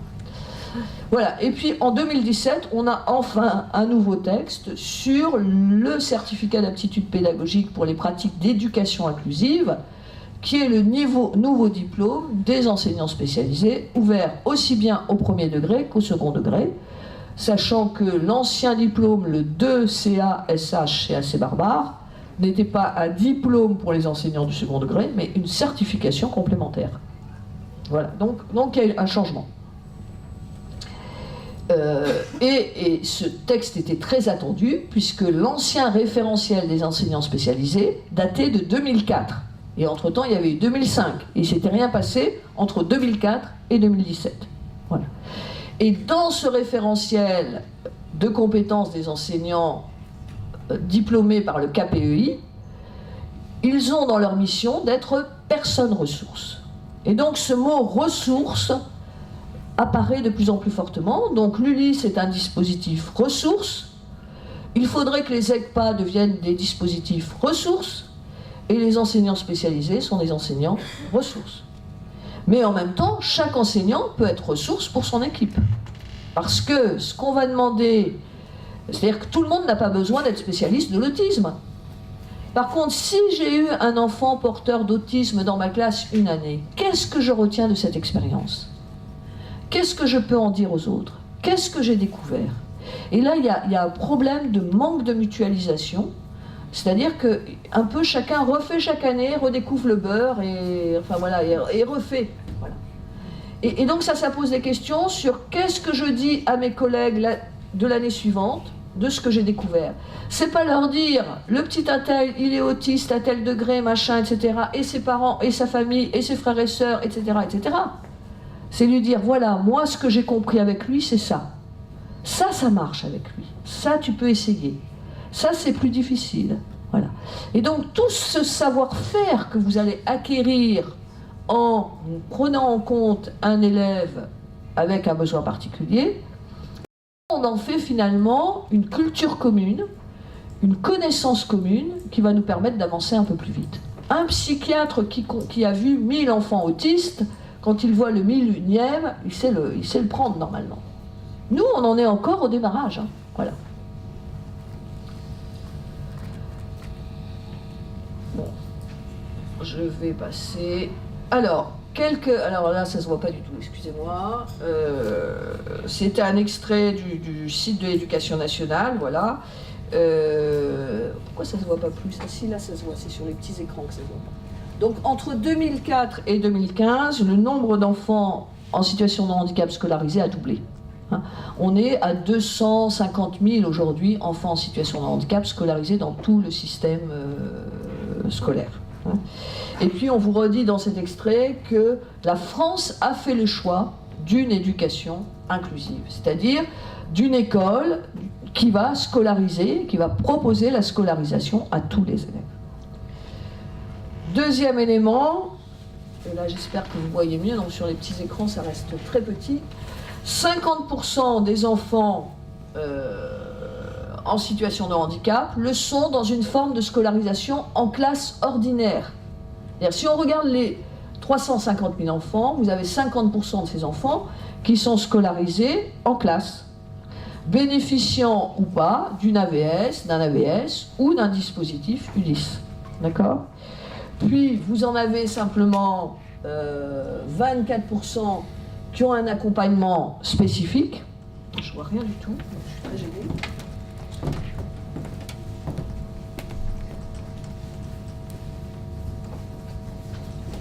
Oui, donc la deuxième colonne, c'est accompagnement collectif, donc avec ULIS, et l'aide d'un enseignant, l'aide d'un enseignant spécialisé. La troisième colonne, c'est 21% des enfants qui sont en établissement spécialisé encore. Donc ça, vous voyez, c'est un chiffre encore important. Hein. Voilà. En Italie, c'est 0,2% des enfants qui ne sont pas à l'école. Donc on est vraiment sur des cas extrêmement limites. Hein. Et puis une scolarisation partagée entre établissements spécialisés et ordinaires, c'est 2%. Donc là, vous voyez, ça vous donne un enjeu très important à développer dans les années à venir. C'est que ce chiffre-là, il faut qu'il augmente. Voilà. Et que celui-là diminue, enfin, diminue dans le sens de moins de scolarisation seulement en établissement spécialisé. Voilà, mais ça va prendre du temps, et puis j'ai pas je veux pas avoir de position idéologique là-dessus, parce que c'est une évolution, et il faut voir comment on va évoluer. Hein, voilà. Je vais peut-être rester debout, parce que je suis bien mieux debout qu'assise. Voilà, un chiffre fort, 80% des handicaps déclarés sont invisibles. C'est-à-dire que sur tous les dossiers MDPH, en fait, 80% des dossiers sont des situations qu'on ne voit pas. Or, dans les représentations, si on fait un radio-trottoir à la sortie ou si on interroge les élèves, on leur dit pour vous, qu'est-ce que c'est qu'une personne handicapée? Qu'est-ce qu'ils vont dire majoritairement? C'est une personne en fauteuil roulant. Ou c'est une personne qui n'a pas toute sa tête et ça se voit. C'est-à-dire, soit il est porteur d'une trisomie 21, et sous-entendu, il n'a pas toute sa tête, c'est pas complètement exact, mais bon, voilà, c'est la représentation. Hein. Soit vraiment, justement, il va avoir des gestes sociaux qui sont visibles. Hein, voilà. Mon mari, j'ai rencontré là l'autre jour un collègue de mon mari, très vite, j'ai senti qu'il y avait quelque chose. Hein. Il me salue, et puis il est chargé des transports dans le Val d'Oise, et dans le Val d'Oise, les transports, et là où j'habite, c'est particulier, donc tout de suite, je sens qu'il y a quelque chose. Mais bon, voilà, on continue la conversation. Puis après, je continue avec mon mari, et qui me parle de lui, et il me dit, oui, en fait, il est reconnu en situation de handicap, cette personne. Mais on ne sait pas ce que c'est. On ne sait pas ce qu'il a. Et ça se voit à peine, quoi. C'est-à-dire, il a un débit de parole un peu rapide, on sent qu'il va paniquer vite. Mais qu'est-ce que c'est? Je ne sais pas, peu importe. Voilà. Mais il est reconnu en situation de handicap. Et socialement, c'est très compliqué, ça. Parce que ça veut dire que les personnes vont attendre de lui les mêmes choses que tout le monde. Or, il a des limitations, mais qu'on ne voit pas.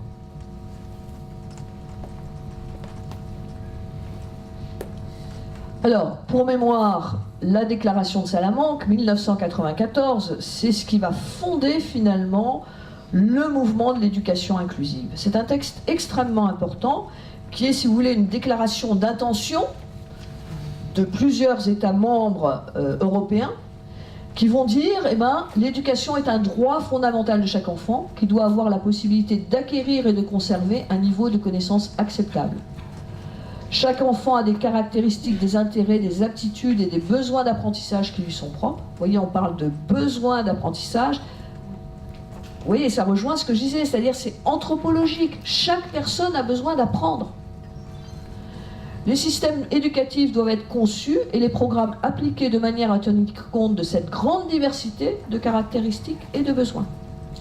Les personnes ayant des besoins éducatifs spéciaux, donc le terme 94 c'est encore spéciaux, aujourd'hui on dit particulier, doivent pouvoir accéder aux écoles ordinaires qui doivent les intégrer dans un système pédagogique centré sur l'enfant, capable de répondre à ses besoins. Vous voyez, donc c'est un texte très fort.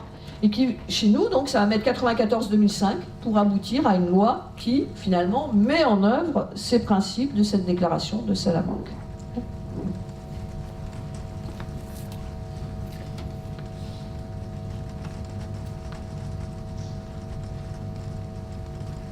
Alors, j'ai remis la définition du handicap qui est donnée dans la loi, parce que cette définition, plusieurs, je suis sûre, l'ont déjà vue, mais en fait, il faut vraiment comprendre ce qu'elle veut dire.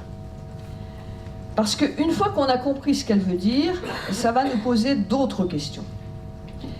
Et je veux dire, ce qui est dit sur la situation de handicap pourrait être transposé à la situation de difficulté scolaire.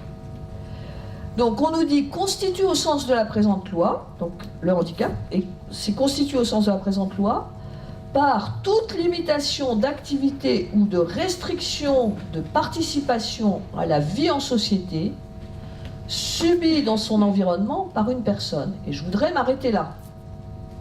Et d'ailleurs, il y a des chercheurs qui actuellement construisent un modèle du handicap qui s'arrêterait là. Ils ne prendraient pas ce qu'il y a en dessous. Qu'est-ce que ça veut dire? Ça veut dire que je suis en situation de handicap à partir du moment où je ne peux pas participer, comme tout le monde, à l'activité proposée. Limitation d'activité ou restriction de participation à la vie en société. Et si vous revenez à ce que j'ai dit sur la logique de non-discrimination, on voit bien que ce qui est derrière, c'est « je ne veux plus être un citoyen invisible, je veux pouvoir participer ». Et donc ça va nous renvoyer des questions dans la classe, c'est-à-dire il s'agit que l'enfant il participe, il soit dans l'activité. Donc ça va amener le concept d'accessibilité. C'est-à-dire qu'avec cette loi arrive cette grande notion d'accessibilité. Est-ce que c'est accessible ou est-ce que ce n'est pas accessible? Est-ce que la personne peut participer ou ne pas participer? Alors, dans le champ du construit, du bâti, du défaut de mobilité, c'est très facilement compréhensible. Si j'ai un bureau de vote, un escalier pour accéder à la salle de vote, la personne en situation de handicap à mobilité réduite, elle ne peut pas aller voter. D'accord? Donc la situation de handicap est bien là, puisque l'environnement n'est pas rendu accessible. Comprenez ça? Donc c'est comment notre environnement scolaire va être rendu accessible à tous et à chacun. Alors là, ça commence à devenir un peu compliqué, parce que tant que c'est la circulation, ça va encore. Mais quand ça va être les situations d'apprentissage, d'enseignement d'apprentissage, un petit peu compliqué, parce que si l'enfant n'a pas de mémoire, comment je fais? Si l'enfant ne peut pas lire, comment je fais? Voilà, et c'est là où on rejoint la deuxième partie de la définition, c'est-à-dire pourquoi, enfin on nous dit pourquoi finalement la personne, enfin on interroge l'environnement, et on dit bah, c'est aussi lié à un dysfonctionnement de la personne, hein, c'est-à-dire en raison d'une altération importante, substantielle importante, durable ou définitive, d'une ou plusieurs fonctions. Et on nous décline les fonctions. Voilà. Donc nous, on pourrait dire, bah, dans une classe, un enfant va être en situation difficile quand il ne peut pas participer à l'activité. Hein, il a une limitation de l'activité, peut-être en raison d'une difficulté de mémoire, d'une difficulté relationnelle, d'une difficulté de lecture, d'une difficulté d'abstraction, d'une difficulté de catégorisation, d'une difficulté de langage. Vous voyez, on pourrait... voilà. Voilà. Et donc ça veut dire que ce modèle médical, l'approche médicale, demeure importante, et évidemment, puisqu'il faut qu'il y ait reconnaissance de situation de handicap, donc il faut qu'il y ait un diagnostic qui soit posé. Voilà. Mais en même temps, je vais pousser l'image plus loin. C'est-à-dire un enfant en fauteuil roulant, parce que c'est ce qui est le plus facile à comprendre, excusez, qui serait dans un établissement rendu complètement accessible, qui n'a pas de problème cognitif. Est-ce qu'il est en situation de handicap? Non. Non, il n'est pas en situation de handicap, parce qu'il n'a aucune limitation d'activité et il participe.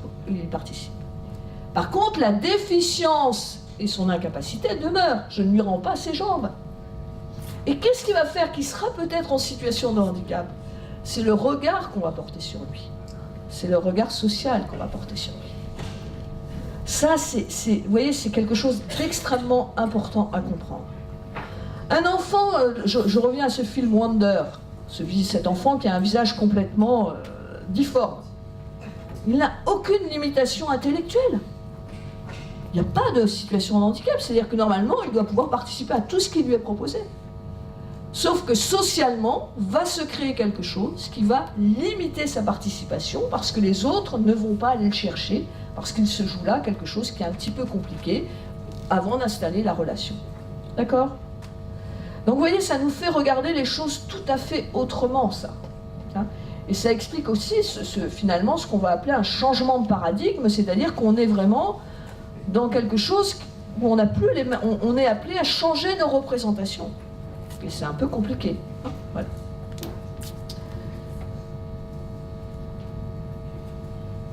Alors, excusez-moi. Alors, ce qui est visé au travers de ça, de l'école inclusive, mais d'une société inclusive, c'est l'égalité des droits et des chances, la reconnaissance de ce droit fondamental, la participation le plus possible aux institutions ordinaires, hein, c'est-à-dire je ne veux pas avoir un transport spécialisé, mais je veux pouvoir prendre mon transport comme tout le monde. Je vous assure que dans Paris, ça reste encore... juste avoir une valise, ça reste... on prend sa valise, on la fait rouler, on reprend la valise. Chaque fois, je pense, moi, aux personnes à mobilité réduite. Ah, c'est infernal, quoi. L'autre notion très importante, c'est cette notion de projet de vie qui va apparaître avec la loi de 2005, hein, dans cette société, c'est-à-dire de dire les personnes doivent pouvoir choisir ce qu'elles veulent. Alors, dans l'école, ça s'est traduit, on a parlé du projet de vie, j'y reviendrai un peu si j'ai le temps, c'est l'idée que finalement, ils puissent choisir, est-ce qu'ils veulent être avec tout le monde, est-ce qu'ils veulent être dans un milieu plus protégé, est-ce qu'ils veulent travailler en milieu ordinaire, en milieu protégé. Comment la personne va se déterminer dans ses choix. Ensuite, ce qui est nécessité aussi, c'est d'avoir des parcours personnalisés, souples et modulaires. Ça, c'est très important pour nous, parce qu'on est aussi dans une conception du fait que tant que l'enfant est en maternelle, il peut aller dans la classe. Quand il va arriver au CP, école élémentaire, peut-être qu'il va falloir qu'il bénéficie d'un dispositif, et puis après, il ira en établissement spécialisé, et puis après, voilà. Or, un parcours, ça peut être autre chose. On sait par exemple que sur les enfants avec autisme, il vaudrait mieux travailler avec eux les premières années de maternelle dans un environnement extrêmement protégé, où on va leur apprendre les codes sociaux, on va leur permettre de se poser, d'approfondir le langage, voilà, avec vraiment un travail très mixé avec des équipes spécialisées, d'établissements spécialisés, de manière à ce que cette question des codes sociaux, hein, de la compréhension de l'entrée en relation soit là, pour qu'ensuite ils puissent aller dans les apprentissages. Et peut-être qu'à l'adolescence, eh ben, certains enfants auront besoin d'un passage aussi dans un environnement un peu plus protégé, soit en école bénéficiant d'un dispositif Ulysse, soit sur une scolarité partagée avec un établissement spécialisé. Hein. Je pense aussi aux enfants avec des troubles du comportement. Pareil, les troubles du comportement, les tout petits, ouh là là, il faut faire très très attention. Or, pour le moment, on a plutôt tendance à dire, bah, on fait ce qu'on peut, quoi. Hein. Mais non. Il faudrait vraiment qu'un enfant qui a des troubles, et quand je dis trouble, attention, hein, c'est pas un comportement difficile, c'est un trouble, ça veut dire qu'il y a un diagnostic médical et qu'il y a quelque chose vraiment psychiquement qui demande un accompagnement particulier. Cet enfant-là ou ces enfants-là auraient plutôt besoin dans la petite enfance d'une scolarité sans doute partagée pour qu'ils se posent, qu'ils apprennent à vivre en groupe. Vous vous rendez compte, un enfant qui a un problème psychique, il se retrouve avec 30 gamins qui pleurent tous en même temps. Mais c'est juste insupportable. Enfin, c'est déjà insupportable pour un enfant qui va bien, hein, mais bon. Et c'est très insupportable pour le papa ou la maman. Hein, mais ça, normalement, ça passe. Mais celui qui a cette fragilité, eh ben, c'est extrêmement compliqué. Donc il faut lui permettre de prendre son temps, d'aller mieux, de l'accompagner, de l'aider à grandir. Et puis après, ben, il n'y a pas de raison qu'il ne puisse pas peut-être avoir une scolarité à temps partagé encore, et plus ça va aller mieux, ben peut-être qu'on va complètement le dépasser, qu'il n'aura plus besoin que d'un soutien très ponctuel à l'extérieur de l'école. Donc vraiment inverser cette idée que c'est plutôt un parcours souple. Hein, l'idée de filière, on ne peut plus parler de filière. C'est pour ça que l'ECPA ou la SECPA, c'est un peu problématique. Hein. Et puis la grande question, c'est de rendre les environnements accessibles à tous les niveaux. Hein, donc quand l'enfant va à la cantine, est-ce que c'est accessible pour lui? Si vous avez un enfant malvoyant, comment il va faire? On l'accompagne pour qu'il apprenne à prendre son plateau, qui lui lit le menu, qui l'aide à choisir, où est-ce qu'il est autonome, etc. Vous voyez, c'est toutes ces questions-là qu'on va se poser.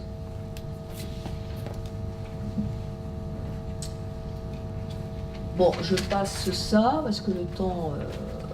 hop. Alors, qu'est-ce que pourrait être une école inclusive au bout de tout ça? Voilà, ça c'est ce que nous disons dans notre site, que je vous propose, mais vraiment, je veux dire, c'est vraiment la synthèse à laquelle je suis arrivée. D'abord, c'est une école qui cesserait d'exclure. Hein, exclusion, inclusion.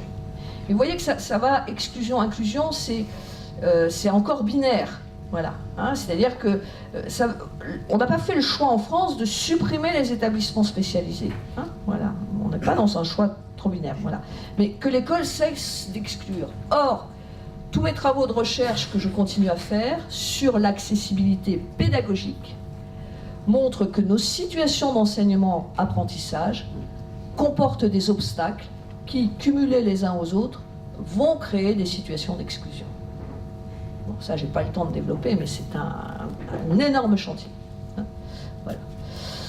Déjà par la consigne, déjà par les consignes. Les consignes excluent momentanément certains enfants de l'activité. Sauf que pour nous, c'est des évidences. Voilà. Autre problème de l'exclusion de l'école, c'est que l'école a une langue de l'école. Sociologiquement, on sait par exemple que les enfants d'enseignants sont des enfants qui réussissent bien. Voilà, c'est su, on n'a pas à s'en cacher, c'est comme ça. Pourquoi? Parce qu'on a la même langue à l'école qu'à la maison. Combien d'enfants n'ont pas la même langue à la maison qu'à l'école? Le canard de l'école n'est pas le canard de la maison. Je vous explique. Le canard de l'école, c'est un palmipède qui vit dans tel marais, qui mange telle chose, qui a de blablabla, vous pouvez développer. Le canard de la maison pour un enfant de 5 ans, c'est peut-être le petit canard en plastique qu'il a dans sa baignoire. Et donc il faut rejoindre ça. Mais nous les enseignants, même le canard de la baignoire, derrière le canard de la baignoire, on voit tout ça. Ben oui, mais tout le monde ne voit pas ça. Tout le monde ne voit pas ça. Et je pense que la tribu enseignante, sociologiquement, mais à la fois c'est normal, c'est-à-dire qu'on ne fait pas ce boulot par hasard. Pas complètement, ça peut arriver, mais après on le confirme. Et ça veut dire qu'on a une forme de pensée et de compréhension du monde et de recherche de compréhension du monde qui est tout à fait particulière et qui n'habite pas tout le monde. Voilà. Et on imagine toujours que c'est la même chose. Une de mes découvertes, enfin une prise de conscience que j'ai eu à faire quand j'étais directrice d'école, c'est une maman sur un enfant qui était en maternelle et qui était vraiment en difficulté, qui posait pas mal de problèmes, et je rencontre cette maman. Voilà, on discute et je lui dis, mais est-ce que vous lui lisez une histoire tous les jours, tous les soirs? La maman, elle ouvre des yeux comme ça. De quoi j'étais en train de lui parler? Et je réalise que ce qui était une évidence pour moi ne l'était absolument pas pour elle. Voilà. Donc il faut qu'on réalise ça. Hein. Alors, donc une école inclusive, c'est une école qui cesserait d'exclure. Voilà, qui ne produit pas elle-même une exclusion. Évidemment, il n'y a pas de volonté de notre part. Mais de fait, c'est un peu là, quoi. Et il faut qu'on soit très très attentif à ça. Deuxièmement, c'est une école qui scolarise tous les élèves, et en particulier les élèves à besoins éducatifs particuliers. Et puis enfin, et ça c'est un axe, je pense que l'éducation nationale ne travaille pas, mais qui par contre nous habite au niveau de l'enseignement catholique, et je veux dire même de notre foi, c'est-à-dire c'est une école qui prend en compte toutes les dimensions de la personne. Parce que dans toutes ces dimensions de la personne, évidemment, je peux regarder autre chose que simplement les résultats académiques et scolaires. Et on est normalement dans l'enseignement catholique, et tous nos projets éducatifs, qu'on soit congréganistes ou diocésains, portent cette dimension d'une éducation qu'on appelle intégrale, globale de la personne, une formation intégrale, former toute la personne. Hein, voilà. Alors avec là aussi des complexités, des paradoxes, c'est-à-dire des attentes de parents qui sont très académiques, etc. etc. Hein, voilà. Et ça pose tout ça, la question du rapport à la norme, bien sûr. Alors, excusez-moi,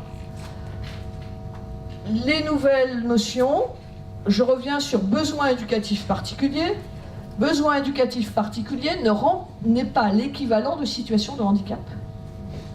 Et là, faites attention, parce que là aussi, je ne sais pas ce que dira le collègue Monsieur Gachet, peut-être, enfin je ne sais pas si ça sortira, mais l'éducation nationale, et il y a un rapport qui l'a montré, continue en fait à remplacer situation de handicap par besoin éducatif particulier.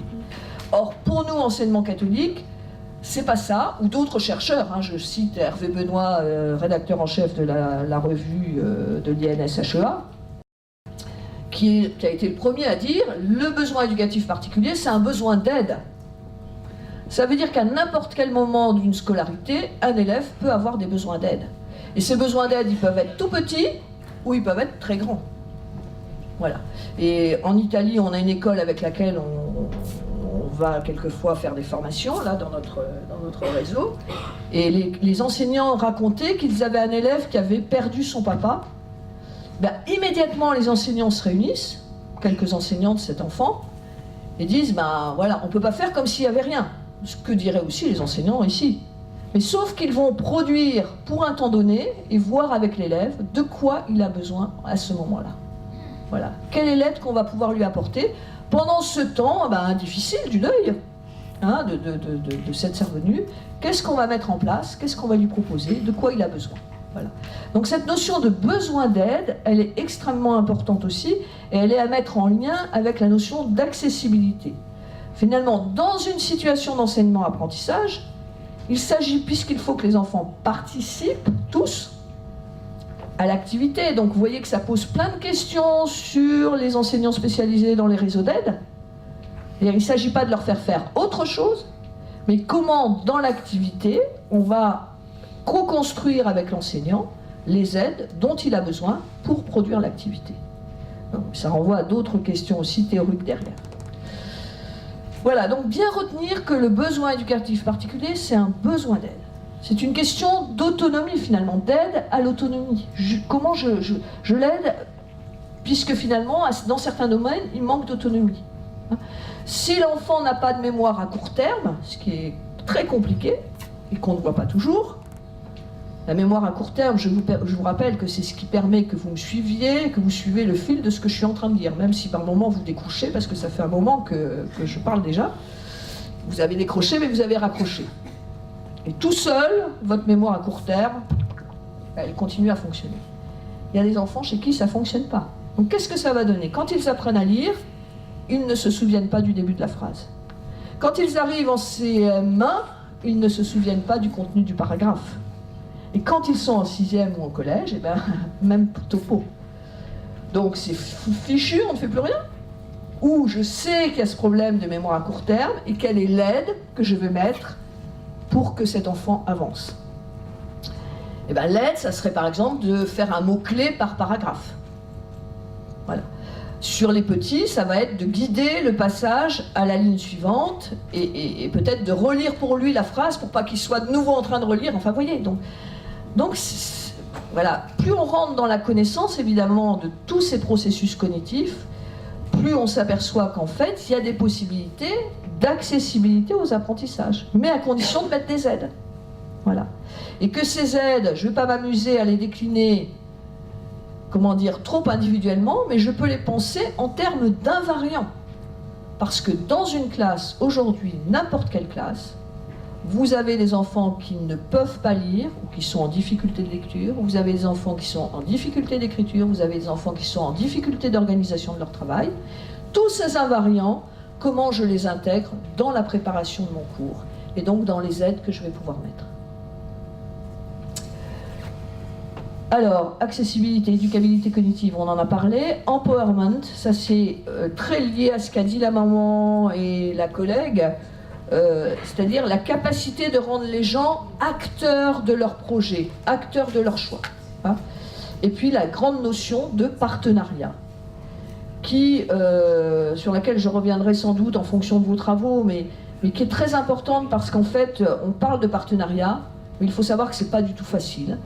Et qu'on est en train d'apprendre à travailler avec des partenaires. L'école était jusqu'à maintenant un vase clos, un monde clos, et l'école inclusive va forcément devoir s'ouvrir et travailler avec d'autres.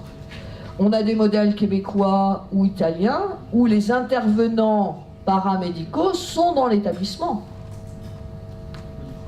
Donc vous voyez le temps qu'on gagne. En termes d'emploi du temps, je vous laisse passer, etc.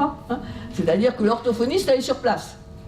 Bah, c'est intéressant. Alors nous, c'est la question de la liberté individuelle. Au nom de la liberté individuelle, de ce respect, oui, c'est vrai. Donc comment on va faire pour évoluer? Et donc cette question du partenariat, elle nécessite de nouvelles compétences de notre part. Oser donner son point de vue face à un psychiatre. Ça veut dire que je l'ai étayé. C'est pas parce qu'il est psychiatre qu'il en sait plus que vous. Il en sait plus que vous sur l'aspect médical. Mais sur l'aspect pédagogique de l'enfant en classe, c'est vous qui avez la connaissance. Donc il faut l'argumenter. Et donc si le psychiatre vous dit « Oh non, non, mais cet enfant, il faut absolument qu'il aille en établissement spécialisé » et que vous êtes en train de voir qu'il fait des progrès, je ne parle pas de choses inventées, je parle de choses que j'ai rencontrées dans les établissements. Ben, ça veut dire qu'il faut tenir son point de vue. Je ne sais pas ce qu'on décidera. Mais en tout cas, il ne faut pas se priver de dire eh ben moi, voilà ce que je peux constater chez l'enfant. C'est-à-dire c'est l'observation, nos observations, étayer ces observations, rendre compte de ces observations. D'accord ? Alors, il me reste très peu de temps. Hop, attendez que je regarde. Oui, juste pour dire que, bien sûr, il y a des difficultés dans tout ça, parce que vous voyez que c'est un gros changement de représentation, de modèle, de fonctionnement, que ça appelle de nombreuses questions, et que donc on est dans une période de tâtonnement. C'est le mot tâtonnement que je voudrais retenir, parce qu'on est dans un changement de logique. On est passé d'anciennes logiques, et les nouvelles logiques ne sont pas tout à fait là. Et donc, on tâtonne, voilà. Et c'est à la fois passionnant, et puis des fois c'est déstabilisant, et puis peut-être que les enseignants, on n'aime pas trop tâtonner, parce qu'a priori, on est des gens qui savent. Merci. Voilà. Mais là, il faut accepter de dire, ben, je ne sais pas toujours. Et par exemple, avec des parents, ben, j'ai fait tout ça avec votre enfant, mais là, je ne comprends pas. Qu'est-ce que vous en pensez? Comment vous verriez ça? voyez. Du coup, ça, vous voyez, ça change le rapport à la relation. Alors, je terminerai juste... voilà, par celle-là.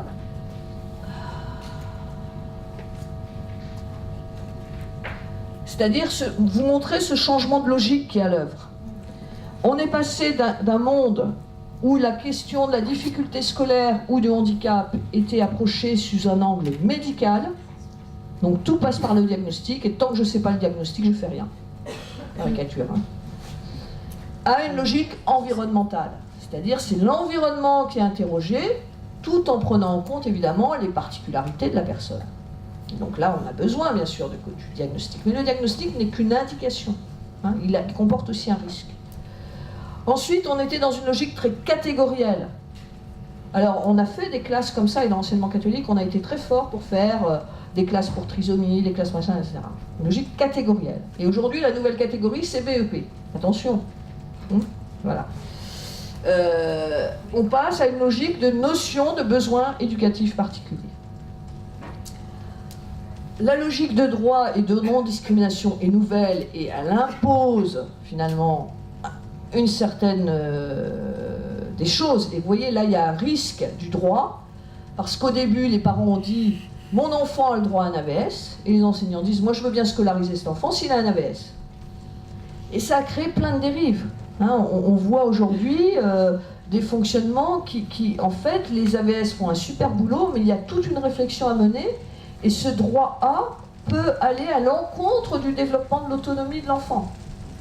Voilà. Donc attention, il faut plutôt penser en aide mutualisée qu'en aide individualisée. Voilà.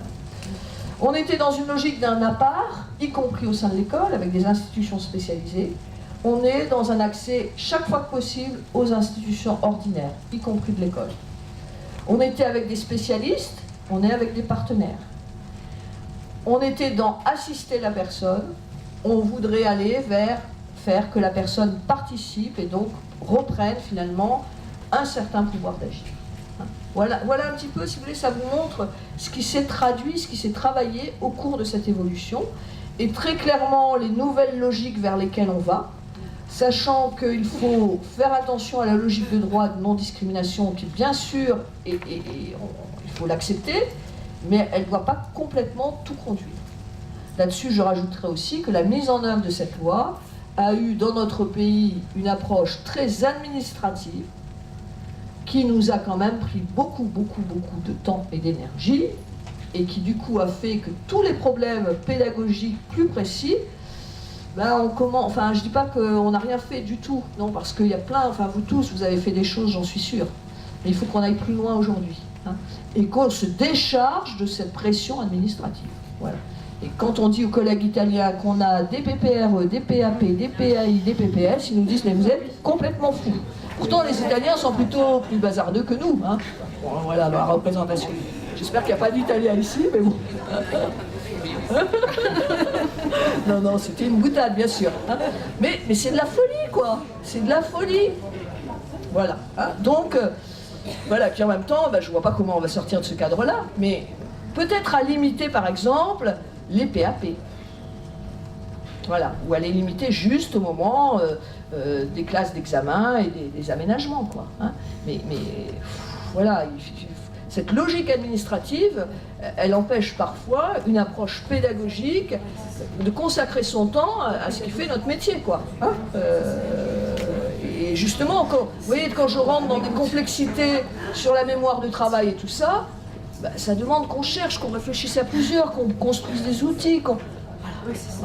Bon. Allez, courage. Merci beaucoup, Madame Poutou.